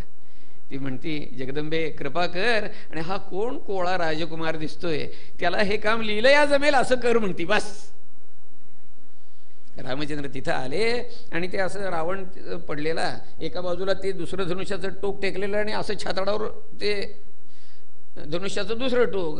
रामचंद्र आले, डाव्या पायाने असं वरनं दाबलं, तुम्हाला सांगतो टणकन तरफ कशी येतीवर टणकन असं शिवधनुष्य आलं, एका हाताने पकडलं महाराज. आणि आपल्याला सांगतो प्रत्यंच्या लावण्यासाठी वाकवलं. प्रत्यंच्या लावायची म्हणजे काय सांगतो, पूर्वी धनुष्य जी असायची ती आपण हल्ली चित्रात बघतो ना तशी असायची नाहीत. चित्रात कसं असतं, ती अशी काठी वाकवलेली असते आणि त्याला एक दोरी बांधलेली असते. अशी दोरी कायम बांधून ठेवायची नाही धनुष्याला, पूर्वीची पद्धत अशी. का तर कायम जर दोरी बांधून ठेवली तर ती जी काय काठी आहे तिची स्थितिस्थापकतेची ताकद कमी होती. हां, आणि त्यामुळं हल्ली आपण चाबूक बघतो का नाही, एका बाजूला दोरी फक्त बांधलेली असती. तसं पूर्वीचं धनुष्य असायचं, ज्या वेळेला वापरायचं असेल त्यावेळेला ते फक्त वाकवायचं आणि त्याला ती दोरी बांधायची आणि मग ते सज्ज करायचं, अशी पूर्वीची पद्धत. तसं रामचंद्राने ते असं खाली टेकलेलं होतं. ते प्रत्यंच्या लावण्यासाठी म्हणजे ती दोरी अशी त्याला गुंडाळायसाठी ती अशी काठी दाबून वाकवली, दोरी गुंडाळायसाठी म्हणून. पण असं जसं वाकवली तसे त्याचे दोन तुकडे झाले महाराज. काडकन आवाज झाला, टाळ्यांचा कडकडाट महाराज. बस सीतेनं आपल्या हातातली स्वयंवरमाला प्रभू रामचंद्रांच्या गळ्यामध्ये घातलेली आहे. अयोध्येला निरोप पाठवून सारं वऱ्हाड बोलवून घेतलेलं आहे बरं का. आणि मग रामचंद्रांचा आणि सीतेचा विवाह संपन्न झालेला आहे. कुणीतरी त्या सीतेला सांगितलं म्हणे, अगं सारं त्रैलोक्य प्रभू रामचंद्राच्या पायावर डोकं ठेवून नमस्कार करतं, तू जरा डोकं ठेवून नमस्कार कर की तसा. ती म्हणाली, छे मी मुळीच करणार नाही म्हणाली. का ठाऊक आहे का, तिनं जे कारण सांगितलं ते मोठं काव्यमय कारण आहे. मी सांगतो आपल्याला. ती काय म्हणाली ठाऊक आहे का, रामाचे पद लागता जडशिळा झाली त्वरे कामिनी. गौतम ऋषींच्या आश्रमात हा प्रकार घडलेलाच होता हो. ती म्हणते प्रभू रामचंद्रांचा चरणस्पर्श झाल्यानंतर काळ्या कुट्ट दगडाची एक सौंदर्यवती स्त्री झाली असं मी ऐकले म्हणाली. रामाचे पद लागता जडशिळा झाली त्वरे कामिनी. यासाठी म्हणजे म्हणून यासाठी नमी रघुत्तम पदी. मी कारण का तर म्हणाली, भाळी सुरतने म्हणी मी तिथं डोकं का ठेवत नाही, जरा ऐका म्हणाली. काय आहे, माझ्या पित्यानं मला मस्तकावर धारण करण्यासाठी जे अलंकार दिलेले आहेत ना, त्यामध्ये हिरे माणकं पाचू रत्न सगळी जडवलेली आहेत. आता ती त्रैराशिक घाला म्हणती. रामचंद्राचा पदस्पर्श झाल्यानंतर काळ्या कुट्ट दगडाची जर एक सौंदर्यवती नारी बनत असेल तर रत्नांच्या काय होतील हो. आणि बरं काय एक आहे का, काय अनेक रत्न जडवलेली आहेत. यासाठी नमी रघुत्तम पदी कारण भाळी सुरत्ने मणी. रत्नांच्या युवती सुरम्य सवती होतील माते तदा आणि रामाची बहु अप्रीती मजवरी होईल गे सर्वदा. ही म्हणती, कोणती शहाणी मुलगी आपल्या हातानं आपल्या पायावर धोंडा पाडून घेईल. असो, कवीने रामचंद्रांचं चरित्र इतक्या तरतऱ्हेनं वर्णन केले आपल्याला सांगतो. बस असो, नंतर हे सगळं वऱ्हाड आता अयोध्येला निघालेलं आहे बरं का. हे जसं वऱ्हाड पुढे गेलं तसं बातमी आली की काय परशुराम समोर येत आहेत महाराज. सगळे लोक घाबरलेले आहेत. समोर परशुराम आले म्हटल्यानंतर रामचंद्राने समोर जाऊन नम्रपणानं नमस्कार केलेला आहे त्यांना. रामचंद्राने शिवधनुष्य मोडल्याचा राग आलेला होता त्यांना. रामचंद्रांना त्यांनी बोलायला सुरुवात केली. काय म्हणाले ठाऊक आहे का, परम अधम तू रे क्षत्रिया माझी रामा, परम अधम तू रे क्षत्रिया माझी रामा. परशुराम रामचंद्रांना असं म्हणतायत. म्हटल्यावर रामचंद्रांनी नम्रपणानं हात जोडून सांगितलं, बरोबर आहे म्हणाले, मी क्षत्रियामधला अधम आहे, मान्य आहे म्हणाले. हां, फक्त म्हणाले भृगुपती तव शस्त्रे सांगती ब्रह्मकर्म. आपण ब्राह्मण कुलातले ना, हां, आणि तुमची शस्त्र आपलं ब्रह्मकर्म काय ते सांगतायतच म्हणाले. भृगुपती तव शस्त्रे सांगती ब्रह्मकर्म असं म्हटल्यावर परशुराम आणखी जरा चिडले हो. आणि मग त्यांनी सरळ सरळ म्हणले, अनुचित कृत नष्टा, अनुचित कृत नष्टा मारेली नार झुंजी. कोण? त्राटिकेला मारलं ना, बायकांच्या अंगावर हात टाकतात पुरुषाने. अनुचित कृत नष्टा मारेली नार झुंजी. रामचंद्रांनी सांगितलं, बरोबर आहे म्हणाले, मी मारलं त्राटिकेला, पण ती त्राटिका माझी आई नव्हती म्हटली. शिव शिव परी नो हे त्राटिका माय माझी. परशुरामा, आपण आपल्या प्रत्यक्ष आईचा वध केलेला होता. सगळं वराड अयोध्येला आलंय महाराज. दशरथ राजांनी जनमताचा कानोसा घेतला आणि रामचंद्रांना राज्याभिषेक करायचं ठरवलं. बस, राज्याभिषेकाचा दिवस ठरला आणि आदल्या दिवशी रात्री कैकेयीनं ते दोन वर मागून घेतले. एक वरानं ज्येष्ठासी धाडावे दुरी दिगंतरा, नये समाचारा त्याचा आम्हा. रामचंद्राला पहिल्या वरानं 14 वर्ष वनवास आणि दुसऱ्या वरानं माझ्या भरताला राज्यावर बसवा.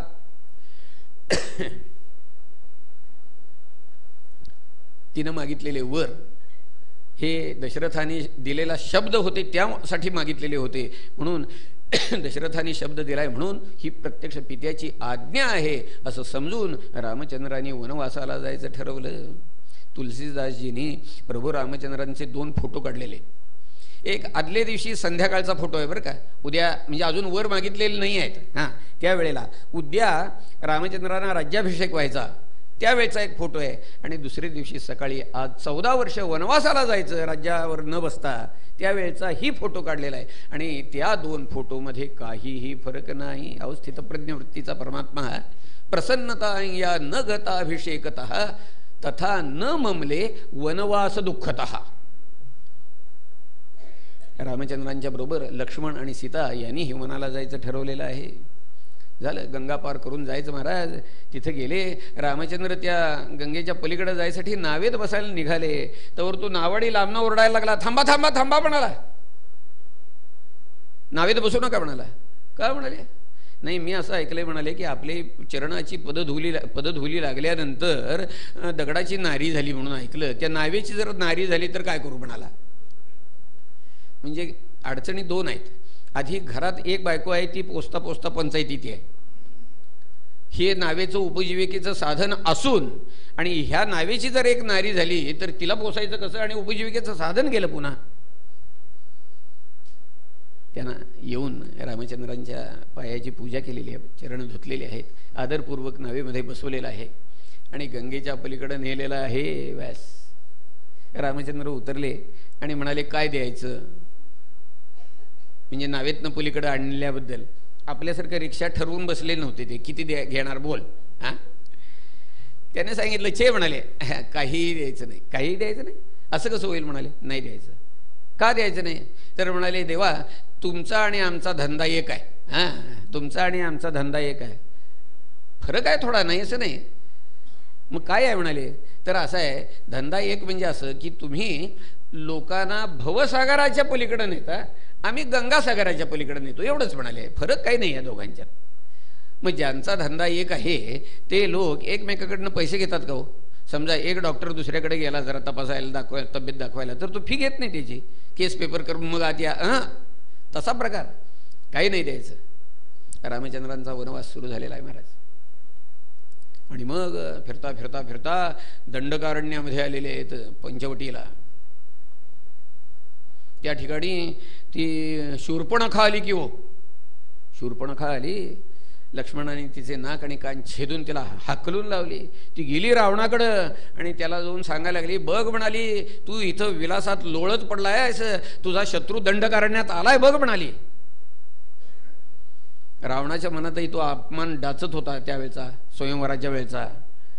त्यानं मारीचाला बोलवलं आणि म्हणाला सुवर्णमृगाचं रूप घे आणि जा तिथं त्या आश्रमाभोवती घुटमळायचं. हे जगावेगळं हरिण बघेल सीता, बघितल्यानंतर रामचंद्राजवळ हट्ट धरेल, हे मला हरिण पाहिजे म्हणून. तू त्या रामचंद्राला असं गुलवत गुलवत गुलवत लांब न्यायचं आणि मी तिथं येणार भिक्षेकऱ्याच्या वेशामध्ये आणि सीतेला पळवून आणणार. तो शहाणा होता. तो म्हणाला रावणा, त्याने झटका एकदा खाल्ला होता. विश्वामित्रांच्या यज्ञरक्षणाच्या वेळेला रामचंद्रांच्याकडनं त्याने एक झटका खाल्लेला होता. तो म्हणतो रावणा, तू शहाणा असलास तर रामचंद्राच्या वाटेला जाऊ नकोस, पण ऐकायला तयार नाही. मग काय, मुकाट्यानं सुवर्णमृगाचं रूप घेतलं त्यानं आणि त्या आश्रमाभोवती रामचंद्रांच्या पंचवटीला तिथं घुटमळायला लागला. सीतेनं बघितलं आणि रामचंद्रांच्या जवळ हट्ट धरला. म्हणाले मज आणून द्या हो अयोध्या नाथा. झालं. हातामध्ये धनुष्यबाण घेतलं. शक्यतो जिवंत पकडायचं असा विचार केला. त्या मारीच्यानं पुढं जायला सुरुवात केली. पळतोय पळतोय, जरा जवळ येतोय, जरा लांब जातोय, जरा जवळ येतोय, जरा लांब जातोय, असं करत करत रामचंद्रानं दूरवर नेलं. लक्ष्मणानं इथं ठेवलेलं होतं पंचवटीमध्ये आश्रमात. रामचंद्र एकटेच गेलेले आहेत, परंतु हा काय आपल्या तावडीत सापडत नाही आहे हरिण. असं बघून रामचंद्राने त्याला बाण मारला. बाण जसा त्याच्या छातीत घुसला तसं त्यानं मायावीपणानं रामचंद्रांचा आवाज काढून हाक मारली, हे सीते, हे लक्ष्मणा, धाव म्हणून. हे शब्द जसे सीतेच्या कानावर आले तसं तिनं लक्ष्मणाला विनंती केली. म्हणाली भाऊजी तुम्ही जावा आधी, यांच्यावर काहीतरी संकट आलेलं दिसते. लक्ष्मण सांगतायत वहिनीसाहेब काही काळजी करू नका, प्रभू रामचंद्रांच्यावर संकट येणं कालत्रही शक्य नाही. परंतु तिला काय ते पटलं नाही. तिनं आग्रह केला आणि त्यामुळं लक्ष्मणांना जाणं भाग पडलं. जाताना म्हणे त्यांनी त्या आश्रमाच्या भोवती एक रेघ मारली आणि सांगितलं की वहिनी ह्या रेषेच्या बाहेर जाऊ नका. लक्ष्मण तिकडे गेलेले आहेत आणि हा रावण भिक्षेकऱ्याच्या वेशामध्ये आला आणि भिक्षा मागितली. ओम भवती भिक्षां देही. त्याला भिक्षा घालण्यासाठी म्हणून सीता बाहेर आली आणि ती रेषेच्या बाहेर गेली नाही ती, परंतु तिनं हातातनं जे काय आणलं तर ते त्याच्या झोळीत घालण्यासाठी म्हणून असा हात केला. तेवढा हात रेषेच्या बाहेर गेला म्हटल्यावर तेवढाच हात धरून त्यानं सीतेला बाहेर ओढली, खांद्यावर टाकली आणि आकाशमार्गानं लंकेकडे निघाला महाराज. झालं. रामचंद्रांची लक्ष्मणाची गाठ पडली आहे. ते परत आले दोघंजण. येऊन बघतायत तोवर आश्रमात सीता नाही. शोधाशोध सुरुवात झाली. इकडं बघ तिकडं बघ तिकडं बघ, सीता सापडत नाही असं दिसल्यानंतर रामचंद्रांनी शोक करायला सुरुवात केली. आणि रामचंद्रांनी केलेला शोक कवीने असा वर्णन केलेला आहे, अक्षरशः दगडाला पाझर फुटेल असा शोक केला रामचंद्रांनी. कैलासावर प्रभू रामचंद्रांचं चिंतन करत भगवान शंकर बसलेले आहेत आणि भवानी म्हणते त्यांना, अहो तुम्ही त्या रामाचं सारखं चिंतन काय करता हो म्हणाली. हां, सारखं त्याचंच ध्यान काय करताय. अहो एक एकश्चित मनुष्य तो, हां, आपली बायको दुसऱ्यानं कुणीतरी पळवली म्हणून रडत बसलाय आणि तुम्ही त्याचं कसलं ध्यान करताय. भगवान शंकर सांगतात, अगं तसं नाही आहे. नाटकाचं जसं कथानक असेल तसा अभिनय करावा लागतो, त्याला काही इलाज नाही आहे. छे कसला अभिनय आलाय म्हणाली. मी आत्ता फसवते बघा म्हणाली, आत्ता फसवते बघा म्हणाली. आणि तिने केलं काय, सीतेचा वेश धारण केला आणि रामचंद्र असे एका शिलाखंडावर बसलेले आहेत. शेजारी असलेल्या लताकुंजाच्या पलीकडे ती आली आणि आपली चाहूल दिली मुद्दाम. रामचंद्र शिलाखंडावर बसलेले आहेत, मागच्या बाजूला लक्ष्मण उभे आहेत. तिनं चाहूल दिली. लक्ष्मणाने बघितलं, वहिनी. वहिनी म्हटल्यानंतर रामचंद्राने लक्ष्मण म्हणतायत की दादा अहो वहिनी आल्या, वहिनी आल्या. एकदा सांगितलं, दोनदा सांगितलं, तीनदा सांगितलं. रामचंद्रांनी मान देखील वर केली नाही. रामचंद्र वर बघायला तयार नाहीत म्हटल्यानंतर ती लताकुंजाच्या पलीकडनं ती अशी समोर येऊन उभी राहिली रामचंद्रांच्या. आणि लक्ष्मण म्हणतायत, दादा अहो बघा तुमच्या समोर वहिनी उभ्या आहेत, जरा वर मान करून बघा तरी. रामचंद्रांनी वर मान केली, हात जोडले आणि विचारलं. म्हणाले, भगवान शंकर नाही का आले. खलास, गर्व जिरला महाराज. लक्षात घ्या, भवानीनं हा काही प्रयोग जो काय केला ना त्याचा परिणाम काय झाला ठाऊक आहे का? तिचं दाम्पत्य सौख्य त्या क्षणापासून नाहीसं झालं. का झालं तर भगवान शंकराने तिला सीतेच्या वेशात पाहिली ती, आणि म्हणून तिला पुन्हा भगवान शंकरांची प्राप्ती करून घेण्यासाठी पार्वतीचा पुन्हा जन्म घ्यावा लागला. असो, पुन्हा शोधाशोध सुरू झालेली आहे. सुग्रीवाची गाठ पडलेली आहे. सुग्रीवादी वीर बसलेले असताना झालं काय, सीतेला रावण ज्या वेळेला आकाशमार्गाने घेऊन चालला होता त्यावेळेला आपला निदान माग तरी कळावा यासाठी तिनं आपल्या अंगावर असलेले अलंकार खाली ज्यावेळेला ही वानर दिसले त्यावेळेला तिथं टाकले, ते निदान काहीतरी खूण कळेल म्हणून. ते त्यांना काय कळलं नाही, त्याने ते दागिने ठेवलेले होते. रामचंद्रांची गाठ पडलेली आहे, विषय सगळा काय आहे तो कळला. सुग्रीवानं ते दागिने आणले आणि रामचंद्रांच्या हातात दिलेले आहेत. तो म्हणतो, हे बघा हे दागिनेच आहेत का? परवा एक 4 दिवसाखाली एका बाईला असं कोणतरी घेऊन जाताना आम्ही बघितलं आणि तिनं हे दागिने टाकलेले आहेत. रामचंद्राने दागिने हातात घेतले आणि बघतायत आणि लक्ष्मणाला विचारतात, अरे हे केयूर, हे कुंडल, हे वगैरे हे सगळे दागिने जे आहेत हे सीतेचेच आहेत का रे? लक्ष्मणाने काय दिलं उत्तर ठाऊक आहे का? तो म्हणाला, नाहंजानामि केयूरे नाहंजानामि कुंडले नूपुरे त्वभिजानामि नित्यं पादाभिवंदनात. मला हा केयूर आणि कुंडल जे काय आहेत ना हे काय वैदींचे आहेत की नाही हे सांगता येणार नाही, परंतु हे पायातले पैंजण जे आहेत ना ते मात्र खात्रीनं वैदींचे आहेत. कशावर ना? हो, मी रोज त्यांच्या पायावर येऊन डोकं ठेवून सकाळी नमस्कार करतो ना, त्यामुळं माझ्या परिचयाचे झालेले आहेत ते. भारतीय संस्कृती कशी आहे बघा. 14 वर्षामध्ये या पठ्ठ्यानं सीतेचं मुखावलोकन केलेलं नव्हतं, लक्षात घ्या.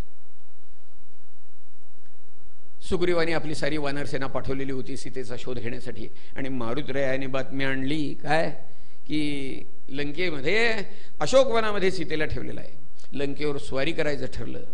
वाटेमध्ये समुद्र आडवा आहे. रामचंद्राने समुद्र वाट देतोय का आपल्याला याची वाट बघितली. तो देत नाही वाट म्हटल्यानंतर संतप्त झालेले आहेत महाराज, आणि धनुष्याला बाण लावून म्हणाले, आटवून टाकतो सारा समुद्र. साक्षात समुद्र मनुष्य रूपानं बाहेर आलेला आहे. त्यानं भगवंताला प्रभू रामचंद्रांना नमस्कार केला आणि विनंती केली. म्हणाले, मलाही काही मर्यादा आहेत, आपल्याला वाट देण्यास आपण जर हा म्हणजे मला आटवून टाकलं हे पाणी तर जलचरांची स्थिती शोचनीय होईल. म्हणाले, आम्हाला पलीकडे जायचं आहे. म्हणाला, वरनं सेतू बांधा, मी धारण करतो म्हणाला. बस, आणि त्याप्रमाणे सेतुबंधनाचं काम सुरू झालेलं आहे. सेतुबंधनाचं काम झालं आणि लंकेवर स्वारी केलेली आहे. युद्धाला सुरुवात झाली. रोज रोज रोज रावणाकडचे एक एक एक एक नामवंत वीर सगळे धराशायी व्हायला लागले महाराज. आज कोणाला पाठव प्रश्न पडला. कुंभकर्णाला उठवला, अवेळी उठवला हो त्याला. हो, त्यानं वर मागितला होता काय की 6 महिने झोप आणि 1 दिवस जागृती. Dussehra to Padwa, Padwa to Dussehra. हो, असं म्हणजे एकदा पाडव्याला जेवायचं आणि झोपायचं, ते दसऱ्याला उठायचं, पुन्हा जेवायचं पुन्हा झोपायचं, ते पाडव्याला उठायचं. ह्याला अवेळी उठवला महाराज. आला रणांगणावर, तो आला चुटक्या वाजवतच आला, जांभया देतच आला. रामचंद्र म्हणतायत, अरे याला अवेळी उठवलेला दिसतोय म्हणाले. हां, तेव्हा म्हणाले, एक बाण मारला त्याला आणि चिरनिद्राम प्रवेशितः कायमचा झोपवला. बस, आता दुसरं तिसरं कोणी राहिलं नाही. आज प्रत्यक्ष रावण रणांगणावर आलेला आहे. रामचंद्रांनी त्याच्या वक्षस्थळाचा वेध घेतला आणि त्याला धाडकन कोसळलाय रावण रणांगणावर. बस, विभीषणाला त्याचं और्ध्वदेही करायला सांगितलं सगळं. विभीषणाची लंकेच्या राज्यावर स्थापना केली आणि त्या अशोकवनातनं सीतेला घेतलं आणि पुष्पक विमानामध्ये बसून झपाट्यानं अयोध्येकडे निघालेले आहेत महाराज. लक्षात घ्या, झपाट्यानं काय निघाले तर प्रसंग असा घडला होता, ज्या वेळेला रामचंद्र वनामध्ये होते त्यावेळेला भरत त्यांना परत अयोध्येला नेण्यासाठी आलेला होता. परंतु रामचंद्राने सांगितलं 14 वर्ष झाल्याशिवाय पुन्हा अयोध्येला येणं नाही.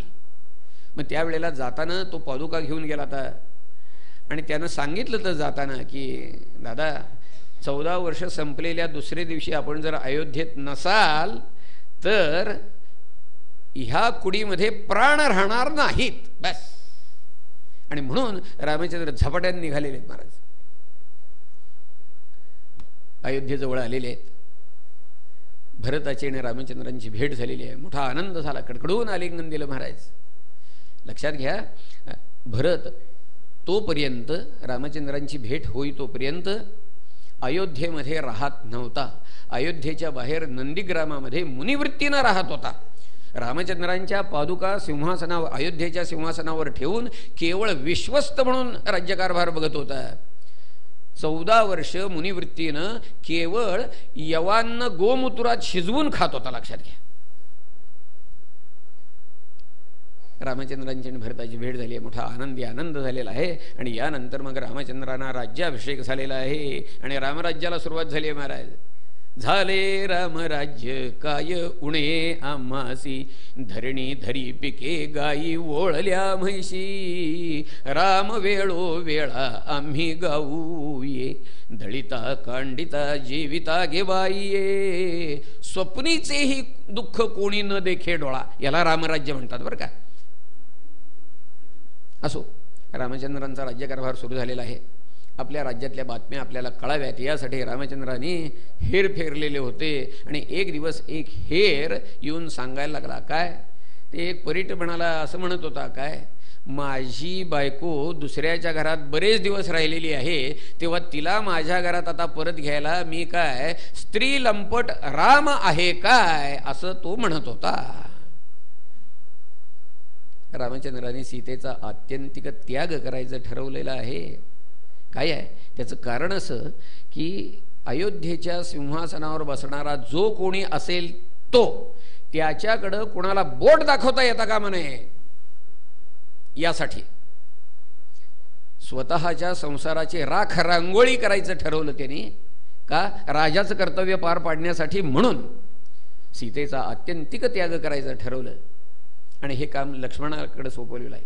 त्यावेळेला सीता गर्भवती होती आणि लक्ष्मण सीतेला सांगतायत, म्हणाले, वहिनी आज आपण वनश्री बघायला जाणार आहोत. वनश्री बघायला 14 वर्ष वनवासामध्ये फिरल्या कारणानं तिला वनश्री बघायची आवड उत्पन्न झालेली होती. सीतेला रथामध्ये घेतलेला आहे, गंगेच्या पलीकडे रथ गेलेला आहे. आणि त्यावेळेला तिथं उतरल्यानंतर लक्ष्मणाने सांगितलं की, म्हणाले, वहिनी दादानी तुमचा आत्यंतिक त्याग केला आहे. बस वीज कोसळावी त्याप्रमाणे बेशुद्ध पडली महाराज. लक्ष्मणानं पाणी आणलं, भरा भरा भरा भरा चेहऱ्यावर शिंपडलेला आहे. सावध केली तिला. ती म्हणते, अरे मी बेशुद्ध होते तेच बरं होतं, मला कशासाठी तू सावध केलंस? म्हणाले, बरं म्हणाले, आता असू दे, तू परत जा, पण जाऊन माझा एक निरोप प्रभूंना सांग. म्हणाले, काय? रामचंद्रा, तुम्ही माझा पत्नी या नात्यानं जरी त्याग केला असला तरी सुद्धा तुम्ही माझा प्रजाजन या नात्यानं त्याग करू शकत नाही. कारण आपण पृथ्वीपती आहात आणि मी पृथ्वी सोडून तर कुठं जाऊ शकत नाही. रामचंद्रांनी सीतेचा त्याग केल्यानंतर 13,000 वर्षपर्यंत यज्ञकर्म केलेला आहे महाराज. त्यासाठी दुसरी स्त्री केली नाही बरं का, लक्षात घ्या. त्यावेळेचा काळ खरं म्हणजे काय असा नव्हता. दुसरी कुणी मुलगी रामचंद्रांना दिली नसती असा प्रकार नव्हता. खुद्द दशरथ राजाला 700 स्त्रिया होत्या. तरी रामचंद्रांनी ठरवलं होतं महाराज, एक पत्नी, एक वचनी, एक वाणी ब्रीद आहे महाराज.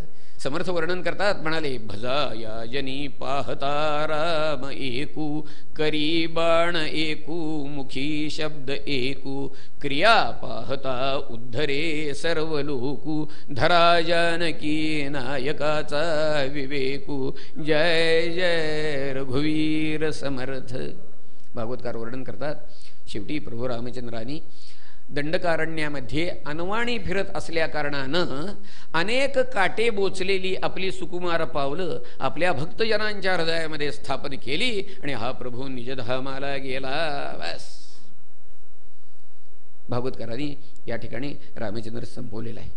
यानंतर सूर्यवंशामध्ये झालेले आणखी काही राजे सांगितलेले आहेत. यानंतर सोमवंश सांगायला सुरुवात केलेली आहे.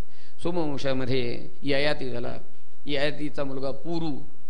शुकाचार्य म्हणतात, राजा मी तुला परीक्षित राजाला, तू ज्या वंशात जन्मलास तो पुरुवंश सांगतो म्हणून तुला. या वंशामध्ये दुष्यंत झाला, त्याचा मुलगा भरत. याच वंशामध्ये रंतिदेव नावाचा राजा झाला. हा रंतीदेव इतका थोर मनाचा होता, त्याच्या दारातनं अतिथी कधी विनमुख गेलाच नाही.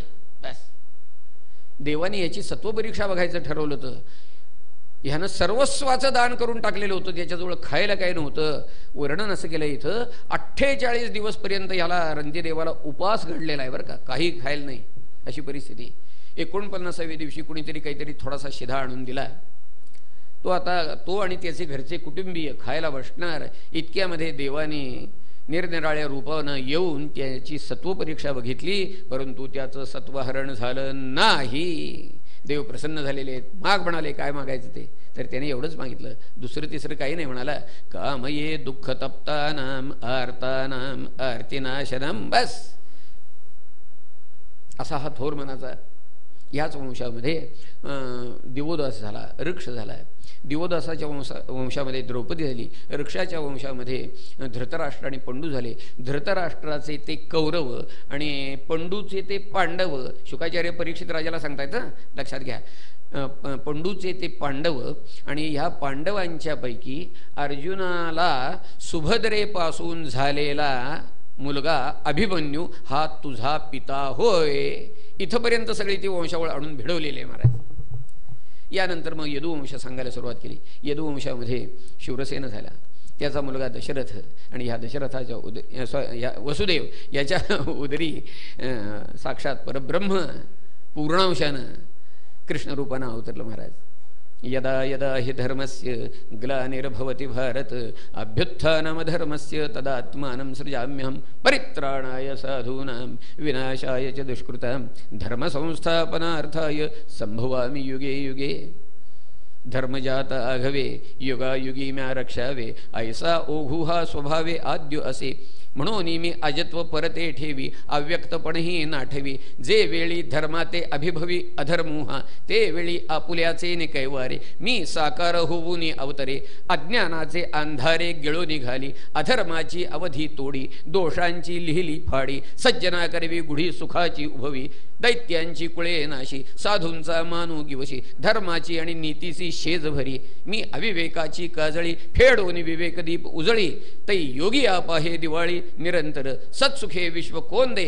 धर्मची जगी नांदे भक्ता निघती दोंदे सात्विकाची. पापाचा अचळू फिटे पुण्याची पहाट फुटे. जै मूर्ती माझी प्रगटे पंडुकवरा. ज्ञानेश्वर महाराज भगवंताचा अवतार कार्य वर्णन करतात. शुकाचार्य म्हणतात परीक्षित राजाला म्हणाले, हा परमात्मा या ठिकाणी अवतीर्ण झाला. कारागृहामध्ये याचा जन्म झाला. हा नंतर गोकुळात गेला. त्यानं त्यावेळेला गोकुळात असताना अनेक दैत्य मारले, कंसाचा वध केला. त्यानंतर 16,108 स्त्रियांच्याशी संसार केला त्यानं. अर्जुनाला भारतीय युद्धामध्ये जय मिळवून दिला आणि शेवटी उद्धवाला आत्मज्ञानाचा उपदेश करून निजधामाला गेला. थोडक्यात कृष्णचरित्र बरं का, नवमस्कंधाच्या शेवटी सांगितलेला आहे महाराज. नवमस्कंध संपलेला आहे महाराज. आणि आता आपला कथाभाग काल्याच्या आख्यानापर्यंत जाणार आहे बरं का, लक्षात घ्या. आता विश्रांती मध्ये नाही आहे. असो, दशमस्कंधाला सुरुवात आहे महाराज. राजा विचारतोय, मुनिवर्य कथितो वंशविस्तारू. आता जेवणातला पहिला भात झालेला आहे, मधला भात झालेला आहे, मसाले भात झालेला आहे. आता मेनू रसमलाई आहे बघा नुसती. कथितो वंशविस्तारो भवता सोमसूर्ययोः राज्ञांचोभयवंश्यानां चरितं परमाद्भुतं यदोश्च धर्मशीलस्य नितरां मुनिसत्तम तत्रांशेनावतीर्णस्य विष्णोर्वीर्याणि शंसनः. तो म्हणतो, मुनिवर्य आता भगवंतानं केलेल्या लीला त्याचं सगळं चरित्र मला सविस्तर सांगा म्हणतो. बस मी अन्नपाण्याचा त्याग करून जरी इथं बसलो असलो ना तरी आपल्या मुखातून हे जे अमृत बाहेर पडते ते ऐकून मला आता अन्नपाण्याची सुद्धा शुद्ध राहिलेली नाही आहे म्हणतो. बस. आणि शुकाचार्यांनी सांगायला सुरुवात केली महाराज.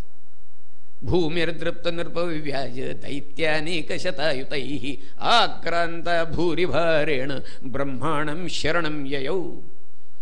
पापी जे अभक्त दैत्य जे माजले धरणीसी झाले ओझे त्यांचे.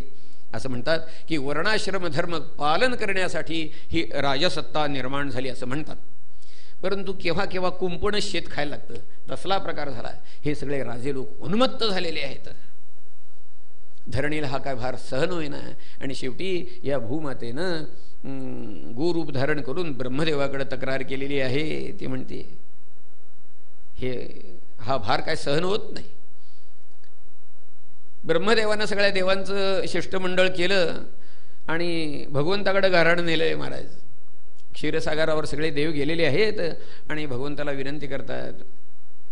तत्र गत्वा जगन्नाथं देवदेवं वृषकपिं पुरुषं पुरुषसूक्तेन उपतस्थे समाहित.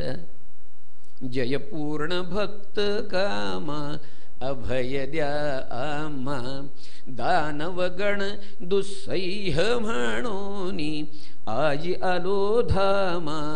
अभय द्या आम्हा. त्रिभुवन दुःखद दैत्यनाश कर वंदन पद पद्मा. अभय द्या आम्हा. जय पूर्ण भक्त कामा अभय द्या आम्हा. जाऊन हाका मारायला सुरुवात केल्या महाराज. अहो वासुदेवा ऋषिकेशा